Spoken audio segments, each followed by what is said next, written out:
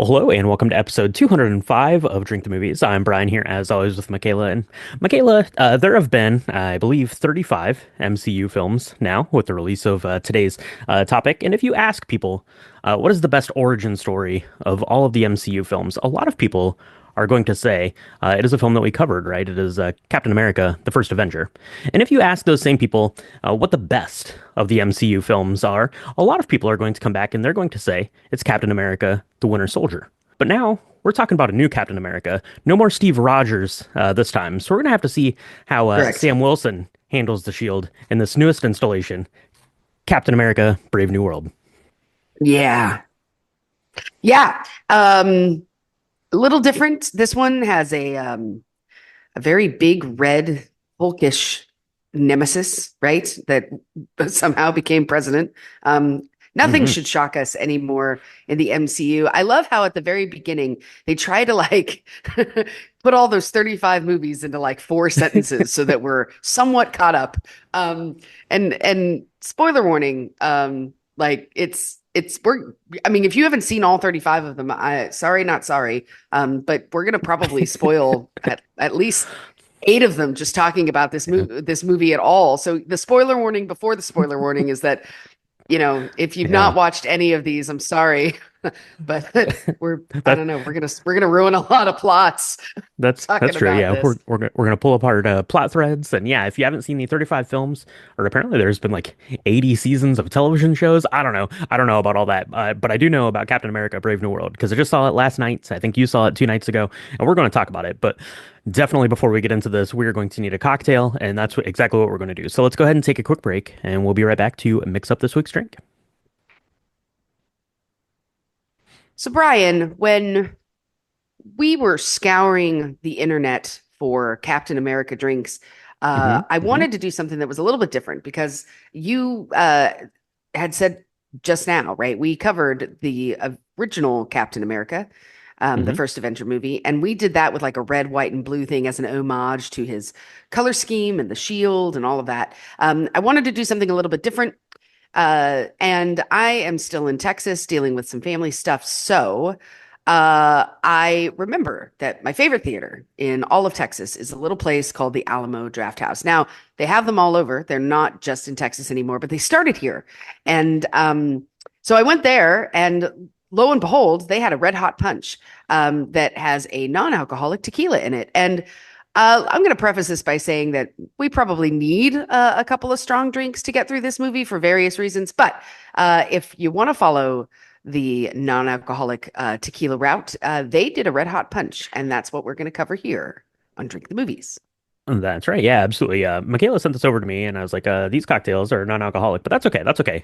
We were carrying over still from our dry January month, where we featured some non-alcoholic spirits, and I happened to have the one that they were using at the Alamo Draft House in their recipe today. So let's go ahead and throw one of these together, and then we can talk about it a little bit. So the article had the ingredients, but it didn't have the amount, so I had to kind of guess on how I thought that this was going to come together, and I did the following. So into a shaker tin goes 1.5 ounces of a non-alcoholic tequila. Obviously, you could use a regular tequila if you wanted to.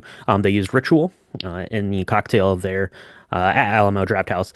Ritual tequila is something that I've had for quite a while. It is definitely not my favorite non-alcoholic spirit, but it is pretty good in this because this has a lot of other flavors going on. So I think that the Ritual tequila is better served as a mixer than something that is a little bit more tequila forward. So it does a pretty good job in this one. So 1.5 ounces of whatever tequila variants you would like to use. And then 2.5 ounces of strawberry puree. You may be able to find that at your grocery store. You may have to make it. You may have to fudge it a little bit and use some strawberry juice. I actually got a bottle of like fresh pressed strawberry puree from my like gourmet grocery store close to me. That's the route I went, but any kind of like strawberry flavored beverage is going to get you in the ballpark there. So 2.5 ounces of that, a half ounce of lime juice, and then 3 dashes of they were using firewater bitters. I actually just got for Valentine's Day for my Valentine a little bitters kit, and it was made by Strong Water, and they had a spicy bonfire bitter, which is the same kind of thing as the firewater. So 3 dashes of that. That's delicious, and I want to circle back to that after we talk about the cocktail here. Go ahead and shake that with some ice, strain it over. rocks glass filled with ice. You could do some salt on the rim if you want to go that route. I didn't. I just went straight up with it. You could probably garnish with a lime or something like that too, if you want to be fancy. But sip and enjoy. This is just a strawberry margarita, and it's pretty good. Has a little bit of heat from those bitters. This one was really nice. What do you think about a strawberry margarita here to celebrate the new Captain America? I think that it was fiery, which is good because there's a lot of fire in there's a lot of things get destroyed.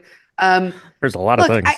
I don't, yeah, there's a lot of things we're going to talk about it. I don't quite understand the why symbolically we would make a non-alcoholic tequila choice. I respect it. I just didn't quite understand it. Um, but this is not bad. I mean, this was all right. I think that what's really going to make or break this is going to be the bitters because otherwise Mhm, it's, as you said, just kind of a strawberry margarita, right? Which is mhm. fine.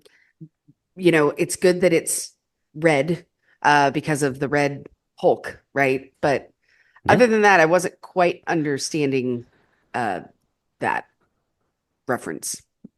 yeah, I was yeah, hoping yeah. when we saw this, because like I was thinking that maybe there was a thing about red hots and that like maybe Oh, he would, I don't know. mm. That's He's what I was spicy. thinking. He's Uh, fiery. He gets upset. He's the I mean, Red he Hulk, of course. He he turns can, into the Red yeah, Hulk. yeah. Yeah, Eyes turn all the bloodshot the and the president does. Yeah, for sure. No, this is pretty good. Rawr! And it is a good take on a strawberry margarita for sure if you just wanted to do that. But yeah, the spicy bit on the end really comes through. And Michaela, we've had a little bit of experience in doing some spicy margaritas. Usually, it comes at the hands of slicing up some jalapenos or muddling up some Mm. jalapenos or something like that, which is a fine way to get there. But I loved these bitters because they were incredibly spicy, and therefore you could dial up however much heat you wanted to. Whereas a jalapeno, That's is awesome. really, kind of, whatever you get there at your grocery May store, the right? odds be Sometimes, ever in your favor. yeah, because sometimes a jalapeno you want it to be really spicy and it's not, and sometimes you want it to be like a milder heat and it's very spicy. So I loved this. This was a really good way to dial in that spice, and it played perfectly off of kind of that sweeterness off of that sweetness of the strawberry puree in there. So this was a pretty good cocktail. So go ahead and try one of these out. Have it if you're at the Alamo and you have one. Send us a picture of that. That would be pretty cool. We need to get one of those here a little closer to us in Charlotte. I've never been to one myself, Michaela, but it seems like they have their bar game dialed in. So let's do this, Michaela. Let's go ahead and mix up another couple of these red hot punches. Go ahead and sneak some real tequila in there, and we'll be right back to chat about this week's film, Captain America: Brave New World. You know I've been no fan of heroes, but even I can't deny the good that you've done.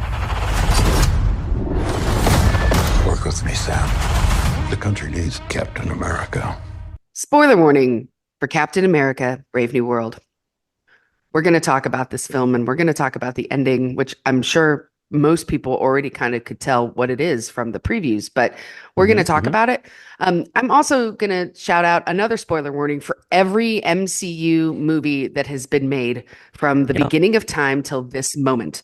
And we are recording this in February of 2025. So if you have not seen something and you don't want it to be spoiled, you should press pause now because I have no idea what you've seen.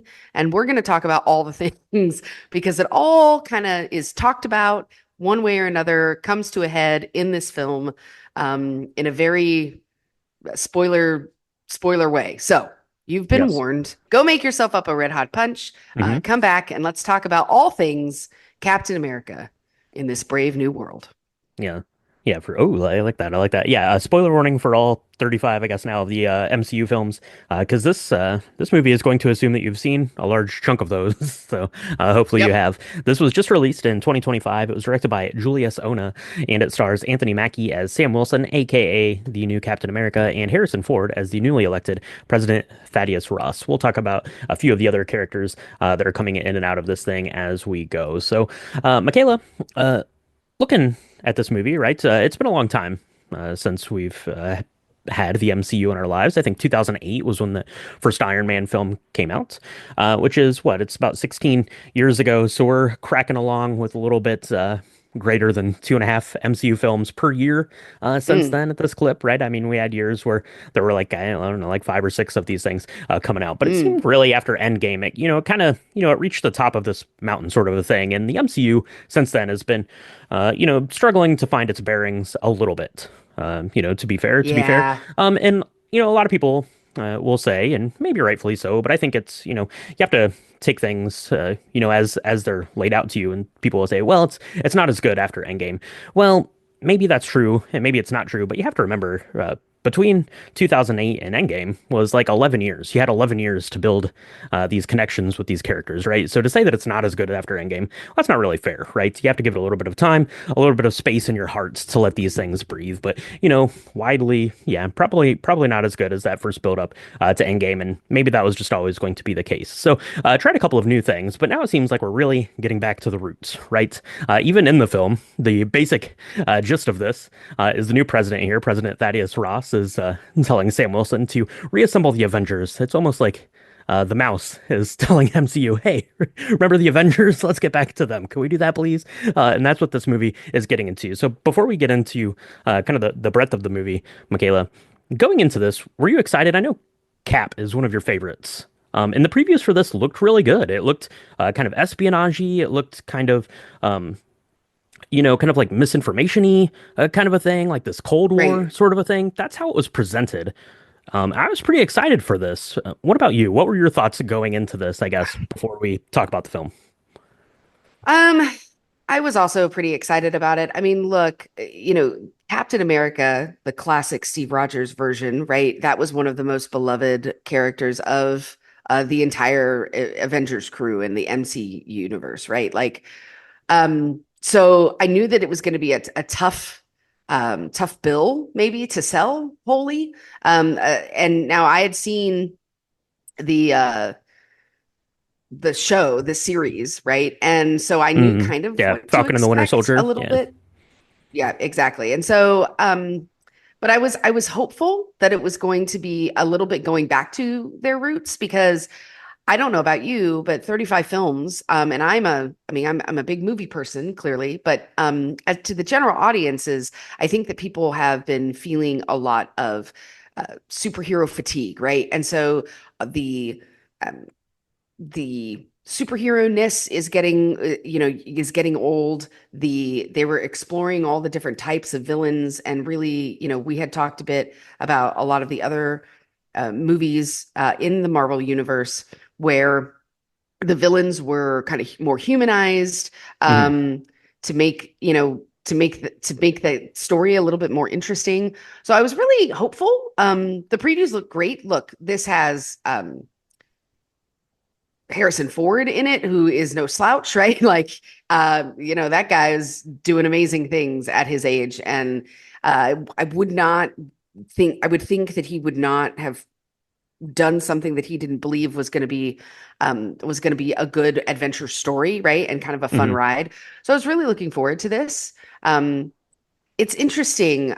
Yeah, I thought it was going to be much more of like, I don't know, espionage, the way that the first and second um, Captain America was, where it was more of like the rise of how Sam Wilson, kind of infiltrates and gets the crew together, perhaps, or something to that effect. And that is not what it was at That all. is So, that is not what it was at all for sure. Let's talk about the movie here. I'm gonna go ahead and set it up because you kind of already touched on this a little bit. We get like a little, it's almost like a newsreel kind of a thing that's talking about President Thaddeus Ross basically ascending to the presidency. It is worth pointing out too. I think that this was the first of the MCU films to not have like the MCU like real thing at the beginning, where it's like flipping yep, through the yep, like comic images of everyone. It just kind of goes into more of like this cold open kind of a thing here. And President Thaddeus Ross has been, elected president. And basically for the first like 3 minutes in like a tornado of Marvel comes in and it tries to connect the 34 dots that led up to this point, right. like within this newsreel. And then 5 years later, and we're picking up on our story. Right. And for those of you who don't know who Thaddeus Ross is, he was the general who tried to capture and put away and torture the Hulk to death, which I don't, yeah. So that happened pre this movie. His daughter Betty is like super estranged because she was in love with the Hulk, Bruce Banner. And so, it's kind of this weird accolade of like he's now president and he's trying to say we're going to do all these things together and we should all come together and we need to be unified, even though he's done horrible, horrible things. And so I was hopeful at the beginning because I thought maybe this was like a look at how a person could change. And I think they tried to do that. But in between that and the end, at the beginning and the end, a whole bunch of stuff happens. So there is this special ops team that's led by a guy named Sidewinder. He is in Mexico, and there's like this illegal sale of these classified. I don't know if it's this classified material or you don't know at the beginning if it's documents or what, but there's a canister that is really, really special. And Sam Wilson and his friend Joaquin Torres, who's kind of the new Falcon, they go in. There's a bunch of shooting up and fighting to try and retain that. And that kind of kicks us off into, hey, what was it that we were actually saving? Right. And the original Captain America, who's Isaiah Bradley, he is the super soldier that is now like 82. He looks amazing, but he's like this really old, super strong guy. And he gets invited to the White House along with Sam Wilson and Joaquin Torres to like, I don't know, shake hands with the president. And they get like, I don't know, I don't know if they're being presented a medal or something, but there's this whole big brouhaha that's happening where the president is going to talk about, what these things were that were stolen. He lets the cat out of the bag that, there's this really amazing stuff that's even better than vibranium. It's called adamantium. Everybody in the audience is supposed to freak out because adamantium is like the same stuff that Wolverine's claws are made out of. Yeah. And it was discovered on that celestial island. Sorry, not sorry. We're spoiler warning like every movie at this point, because if you haven't seen Eternals, you're not going to know what this is. It's at the end of Eternals. That's right. Yeah. Yeah. Right. So, you said to be really brief, and this is really hard to do, but apparently, so then this music comes on, and then all of a sudden, Isaiah Bradley like becomes like manic, and he like totally goes after and tries to kill the president. And then like 5 other people just come out of the audience, and they are all like in a trance almost, right? They become like the Terminators that are like trying to kill all these people. And poor Isaiah Bradley, he had been in jail for 30 years for something he didn't do. He had just gotten out like 2 years ago, and now he's being put back in for attempting to assassinate the president of the United States. It's a whole thing. So Sam and Joaquin are going to try and clear his name because they don't believe that their friend could do this. Their friend, obviously, he doesn't remember anything. He's like, one second I was there, and the next second I was being arrested. Like, I don't know what this is. Lo and behold, we find out that we find out Samuel Stearns is behind it all, right? He's like, I don't even know what like his villain name is. He's like the Brain or something. I don't know for sure. They don't make it very clear who this guy is, but he's apparently this guy. He has a big creepy looking brain. He's played by Tim Blake Nelson, and apparently he had been put in prison by Thaddeus Ross here, being held for, I don't know, helping the Hulk escape or creating the Hulk or doing something with the Hulk for sure. But he got put in prison, left to sit there to rot for a long time until one day Thaddeus Ross comes to him and is like, hey, if you help me become president, I will get you out of prison. And things will all be fine. So Samuel Stearns, a smart guy, right? Bruce Banner's intelligence rubbed off on him, I guess, gave him a weird, creepy looking brain, and he said, "Okay, I can do that, but I can also trick you into becoming the Hulk. Here's your pills. They're going to help your heart, but they're also going to load you up with some gamma radiation. That's going to be bad news." And then kind of the whole crux of this film then is that Samuel Stearns just wants President Ross to snap and show his true colors. I don't really quite understand the motivation for wanting to do that there myself, but I guess that was the case. So President Thaddeus Ross, of course, you'll see him just kind of struggling with his temper, his anger management there kind of throughout the film until ultimately Harrison Ford does his CGI trick, turns into the Red Hulk, and has a knockdown, drag out fight with the new Captain America, Sam Wilson, there at the end of the film. So, but President Thaddeus Ross, much to his credits, after this, right, he's destroyed like the White House, destroyed most of like Washington, D.C. Here in this fight. He does turn himself in. He gives up his presidency and he goes and he sits in prison there, right, to serve Yeah, out his yeah. sentence, I guess, to make sure the gamma radiation is out of his system, I guess, for sure. His daughter shows up for 1 minute, and they hash it out, and then the movie is over. Bucky Barnes comes in at some point to talk to Sam Wilson about why it's good to be Captain America and how Steve Rogers was the best, but you could be okay too. And that's it. That's it, pretty much. And that's it. It's more or less, like I said, it's kind of like a, I don't know, it's like MCU like version like 0.0 to like reset the slate or something on this. And we probably made a mess of telling that story, but it's important to know that this is connecting a lot of dots that you might not remember, that you might not have heard of. A lot of this is reliant on the fact that you would have seen Falcon and the Winter Soldier to kind of understand that, especially like there is a scene, Bucky Barnes literally comes in and has a conversation for about a minute and then leaves. There isn't any like indication as to why he's going there or why he shows up there, Mm. why this couldn't have been a phone call. This meeting could have been an email, sort of a thing. But he does. He shows up, and it's like connecting all these dots and trying to. There's like the head of security for the president. Her name is Ruth Bat Saraf. Is played by Shira Haas. Who's pretty good, but she's referred to as a Black Widow, which you wouldn't understand if you didn't really have seen like the Black Widow film and understand that there's a lot of Black Widows. There's not just Scarlett Johansson Black Widow.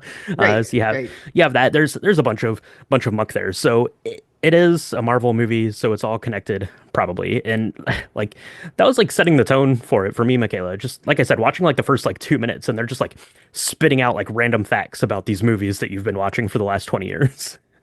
Right. I mean they do it so casually too, right? It's like, yeah, remember that time where every half the world disappeared for 5 years? Remember that? And then this giant thing like came out of the Indian Ocean because apparently Earth is an egg for celestials and then remember when like all of New York got completely destroyed by these things that look like giant like centipedes coming out of the sky. Like it just um I don't know. It was hard to enjoy this film because there was so much that I was having to re-remember.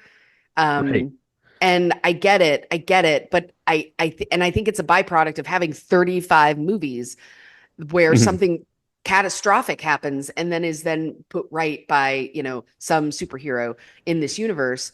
So I don't know how they could have avoided it, but I wish they would have told that part of the story a little bit cleaner because then as you'd see, a new character would come in and we'd be like, oh, and then it's like, wait a minute, what's happening? Where's the connection being made? And so I think for me, it just muddled this story that is actually not a bad story. It's good. It's a good bad guy versus good guy kind of Mhm. thing. That in and of itself wasn't bad. I mean, we tried to find redeeming qualities in Thaddeus Ross. I got even a little choked up at the end when he sees his daughter and she kind of tries to lay her resentment aside because he's really trying to be better. Mhm. Um, and he's not perfect and he'll never be able to make it right, but he's trying. And I think that that's a great message for people. But I mean, it was very muddled in Right. in its telling of the story. I mean, in between this whole thing, there's this giant like dogfight between planes and warships because of this treaty that's supposed to happen, that's supposed Yeah. to secure the adamantium in that celestial being that's in the middle of the ocean. And so, like, That there's, was that was the best part of the movie. That dogfight right there. yeah, That was the best yeah. part. I mean, it, It looked the best. The CGI was the best. That was kind of fun. Yeah, I mean there was like a little bit of like political like like intrigue to it, right? Because you have President Ross there, who's meeting with like the Japanese Hmm. prime minister there, and they're talking about like how to allocate the stuff and things like that. And I guess that's kind of like the first meeting thing there when the assassination attempts happen, right? And President Ross is like laying out that they found this island and it's full of this adamantium stuff, and that's when the assassination attempts kind of occur. Which A, they didn't go through a metal detector. How did all those people get guns into this meeting with the president? What the heck? I mean, And we're gonna circle yeah, back to that because that was the part of this movie that really didn't sit well with me for sure. But yeah, I thought that the dogfight bit was fun. Like that was like the most fun like actiony bit of it, I thought, and we got to see yeah, uh Joaquin Torres there as this new I guess Falcon character. Falcon. Yeah. And in a movie that, tried to tie like 35 plot lines together into one, like Joaquin Torres, played by Deanna Ramirez, who did a fine job as the character, like is just like dropped into that. Like there's no like like backstory with him. It's just in the opening scene. He's like, all right, I'm gonna put the suit on and go. And Sam Wilson doesn't even like say anything about it or be like, oh, you got that suit from X, Y, and Z, right? Now, just that one is fine to just just pin in there. He's good to go. But that was fun, because they're flying down the jets and stuff and actually using like their actual abilities. There, that's kind of fun, I guess. So. I don't know. Were there any other like connections, I guess, to the MCU, good or bad, that you saw? I loved the Eternals one because I think that the Eternals is probably the most underrated of the MCU films. I liked it quite a bit. I'm actually kind of interested to go back and rewatch it, I guess, if there's one thing that Mm, this movie did for me. So, yeah. Yeah, I think honestly, one thing that would have been cool to me was would have had a better connection to the original Hulk's films. Um, okay. because um yeah, it didn't make a lot of sense to me at the beginning. I was like, wait a minute, who is this guy? Why is Liv Tyler here? Liv Tyler was Hulk's girlfriend. Like, what? And that, I mean, honestly, it took me a good 10 minutes into the movie to really understand kind of, oh, this guy came from that world or that that whole Hmm. storyline. Um, that would have been kind of neat. I didn't understand this brain guy. I wanted to understand that more. Yeah, Um, right. he's thrown in jail for whatever because he's evil. Okay, where was he during the 5 year blip? That would have been cool to understand. Um, again, and he picks Isaiah Bradley out of all of the people that would have actually needed a gun, could have gotten a gun into this. Like, I didn't Yeah. understand that piece, right? Like, why? I mean, and I guess it created the whole crux of the story was that Sam Wilson was like, I'm going to help my friend, screw the other five people that, you Right. know, got saddled with this, but this one's my friend, and the original Captain America. So I'm going to try and like go figure that out.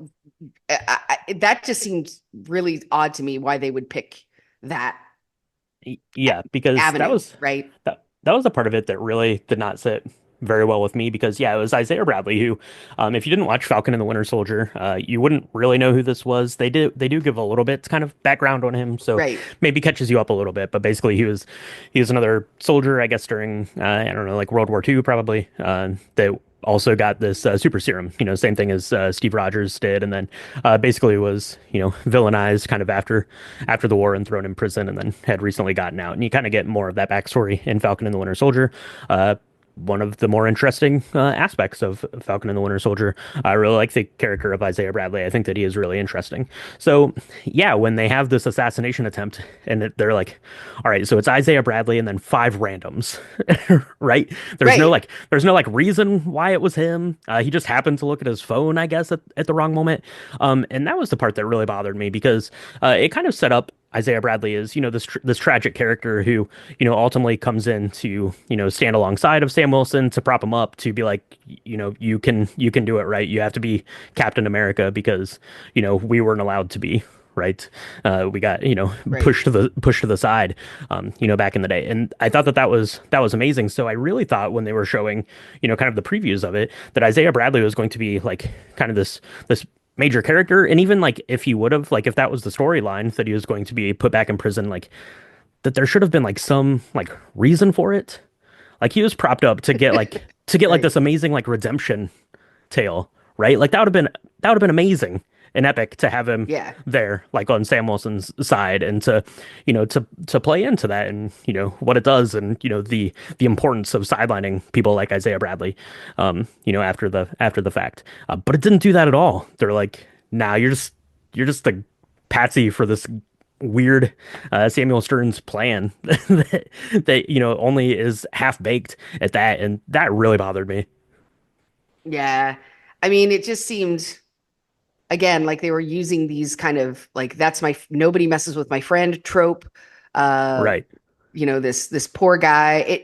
It almost gave even like the Flash vibes, right? Like the dad is in jail like for, Mm. doing something he swears he didn't do and like and Isaiah Bradley's character is even like just leave me here, just leave. And it's like, "What, dude? Are you kidding?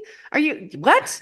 Like no. I don't know. And it's supposed to be this really great moment when he gets out and he's wearing this same suit. By the way, I don't know you're not nearly as old as Isaiah Bradley is. I don't know when he got married, but he's wearing the same suit from like 60 years ago. The guy's like 87 years old.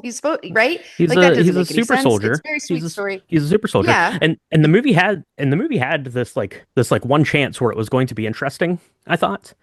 Because Yeah. Isaiah Yeah. Bradley does like get flashed by his phone, and like they're doing this whole like jokey bit where they're making fun of him for being old and not being able to do stuff. I didn't like that really either. Um, Mm, this guy yeah. should be respected, right, for the things that he did and the things that he went through, right? He should be more respected than that.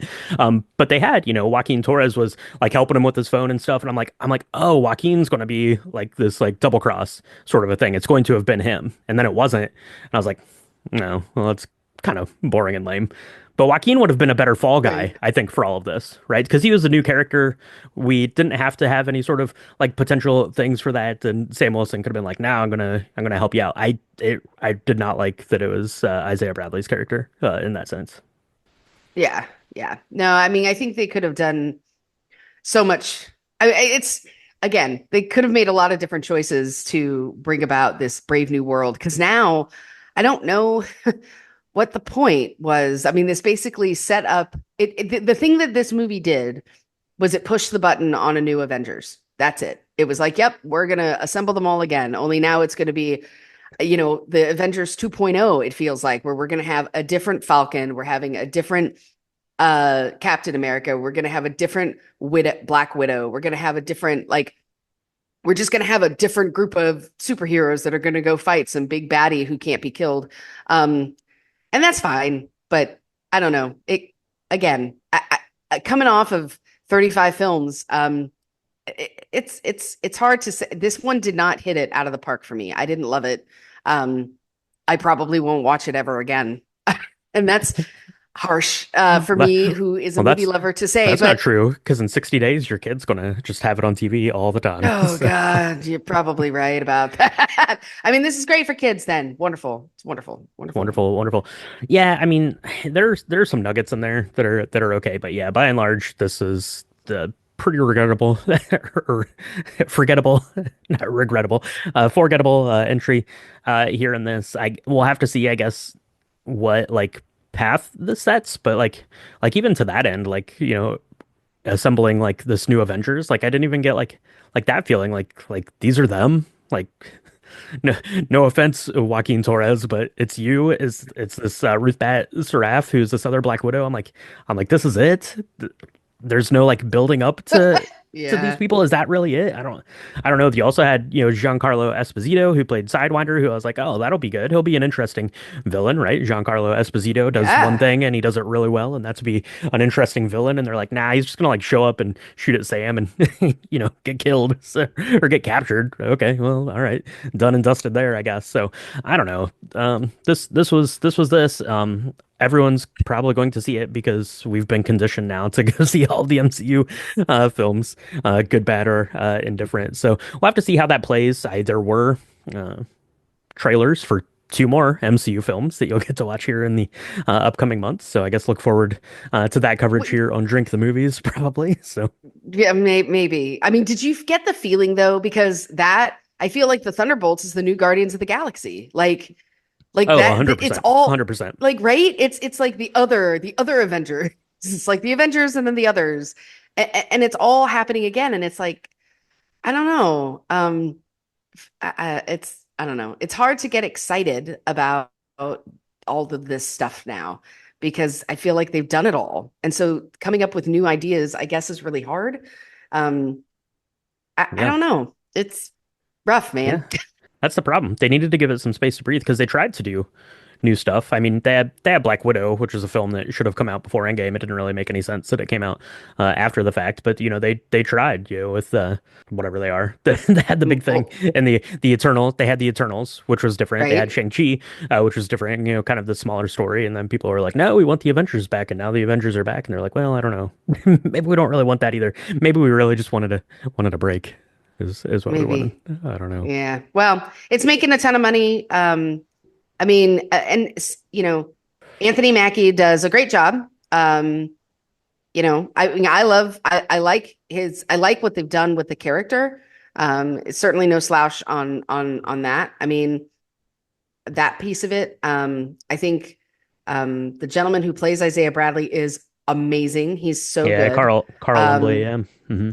yeah, I mean, I hope that, he's doing more stuff because I want to see more of him. I just find he's got a really just, I don't know, he's got a good feel about him, right? Like his presence, his Hmm. character presence is great. Um, I mean, and Harrison Ford, he did an interview and they were like, "How do you keep from looking like from being annoyed at how stupid something is when you're doing a movie?" And he's like, "Well, I get paid really well." So he's like not taking it too serious, which I think is great. Yeah. I think But he also said that you he didn't know, read it before he signed on to do it. So I guess that there's that. If you get sent a document that has a really big number at the top of it, you don't go much further than that. So right, right. I mean, no slouch there. I think it's a fun film, or a fun movie, but I mean, it's certainly not the best. And um, yeah, that's all I have to say about that. It's not horrible. If you're listening to this and you're on the fence about going to see it, I'd wait. I wouldn't go to it. I don't think there was anything super spectacular about seeing it in a theater. yeah, Um, I mean, yeah. if It's you it's want to watch big explosions and like the dogfight, in the sky, that looks kind of cool. But mhm. I wouldn't spend the money to go see it in IMAX the way that you would in some of these others, right? Which were super epic anthologies of, character and anthems of, you know, I Yeah, don't know, yeah, for scenery or sure. something like that. It's not like that. It was a good palate cleanser for Oscars, which is what we're in the heart of right now. So if you do go and see Captain America: Brave New World, and then after you're getting some Oscar inspiration, go ahead and check out our Oscar pick'em. We have that live. It's over on our website. Go to drinkthemovies.com. You can see it's right there at the top. Just click that link. You make your Oscar picks, and whoever makes the most correct picks is going to win this year's prize package, and that's going to be a lot of fun. And maybe seeing the new Captain America: Brave New World is fun. Let us know why you thought Captain America: Brave New World was great, or why you didn't care for it, or which one of the Captain America films is your favorites in the series. You can do that on our social medias. It's at Drink the Movies on Instagram, Threads, and Blue Sky, and Facebook.com/Drink the Movies. If you want to see episode recaps, see pictures of our Red Hot Punch, recipes, recaps, links to Drink the video games, links to the merchandise shop, all that stuff can be found on the website. It's www.drinkthemovies.com. And we have a lot of really fun stuff going over on our Patreon right now. We're doing our monthly hangouts, every month with our patrons. That's a lot of fun. We're doing our bonus episodes this month. We are doing all of the Best Picture winners, little mini episodes kind of dropping throughout the month. Just a little sprinkling of your Best Picture nominees. That's over on Patreon. It's patreon.com/drink the movies. Check that out. It's a really great way to support the podcast, and we appreciate our patrons so much. So, Michaela, next week we're going to be back with a special guest, hopefully. Coming back to go through some Oscar picks again this year Ooh. as we're dialing in to Oscars. So going to want to make sure that they are subscribed to the podcast. Where can they do that? You can find us on Apple Podcasts, Spotify, Good Pods, anywhere where Spotify podcasts are distributed and supported. Your rectangle, wherever you're listening to it right now, I promise there is a subscribe button. So you should press that button and you're going to get all of the Oscar stuff that we have. You should also, if you're loving what you're hearing, leave us a 5-star review on all the platforms. I guarantee there's one tied to the rectangle that you're listening on right now. It really helps us build the community and get more Drink the Movie stuff out there. We have Drink the Video Games as well. Brian does an amazing job. Even if you're not a huge video game fan, it's very, very cool. The drinks are also really awesome and tasty. So check that out. Yep. Yeah, it really helps us do all the art forms and all the cocktails in all the ways. It's great. That's right, all the cocktails, for sure. So that is going to wrap it up here for Captain America: Brave New World. Thank you so much for tuning in. Drink the movies will be will return, I guess. Is that what they say at the end of the But at the Marvel films? that's what For it sure. says. And we'll be back probably with Thunderbolts, and then probably Fantastic Four too. I don't know. We'll see what Michaela puts on the schedule for us. But next week it's Oscar time, so let's go ahead and sign off there, Michaela. Thank you so much for tuning in, and we'll talk to you next time on Drink Drink the the Movies. movies. I got Something, nothing. something, Captain America. Did he say anything? You may be Captain America, but you're not Steve Rogers Right. And he doesn't even say, no, I'm not at the end like he does in the in the trailer. preview. It was like, oh, Yeah. okay. Yeah. Yeah, you're hmm not. hmm It was either lose the mustache or lose the election. I like that one.